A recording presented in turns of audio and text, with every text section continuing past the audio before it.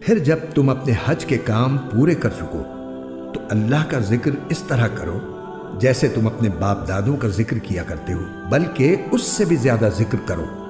اب بعض لوگ تو وہ ہیں جو دعا میں بس یہ کہتے ہیں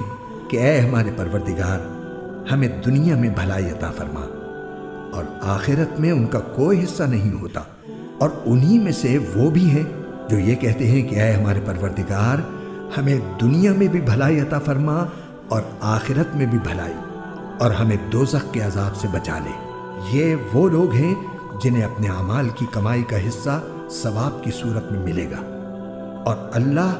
جلد حساب لینے والا ہے۔ اور اللہ کو گنتی کے ان چند دنوں میں جب تم منی میں مقیم ہو یاد کرتے رہو۔ پھر جو شخص 2 ہی دن میں جلدی چلا جائے اس پر بھی کوئی گناہ نہیں ہے،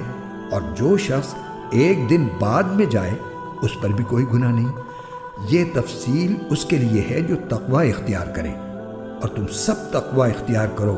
اور یقین رکھو کہ تم سب کو اسی کی طرف لے جا کر جمع کیا جائے گا۔ اور لوگوں میں ایک وہ شخص بھی ہے کہ دنیاوی زندگی کے بارے میں اس کی باتیں تمہیں بڑی اچھی لگتی ہیں، اور جو کچھ اس کے دل میں ہے اس پر وہ اللہ کو گواہ بھی بناتا ہے، حالانکہ وہ تمہارے دشمنوں میں سب سے زیادہ کٹر ہے۔ اور جب اٹھ کر جاتا ہے تو زمین میں اس کی دوڑ دھوپ اس لیے ہوتی ہے کہ وہ اس میں فساد مچائے اور فصلیں اور نسلیں تباہ کرے،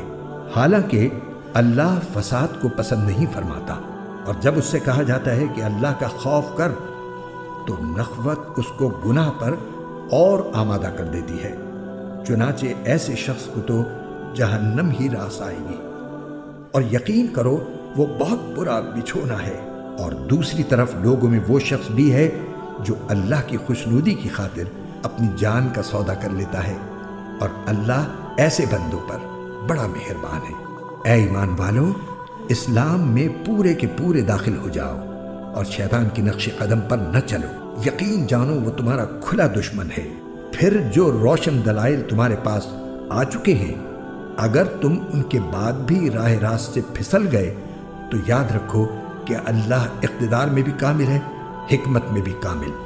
یہ کفار ایمان لانے کے لیے اس کے سوا کس بات کا انتظار کر رہے ہیں کہ اللہ خود بادل کے سائبانوں میں ان کے سامنے موجود ہو، اور فرشتے بھی اس کے ساتھ ہوں، اور سارا معاملہ ابھی چکا دیا جائے، حالانکہ آخر کار سارے معاملات اللہ ہی کی طرف تو لوٹ کر رہیں گے۔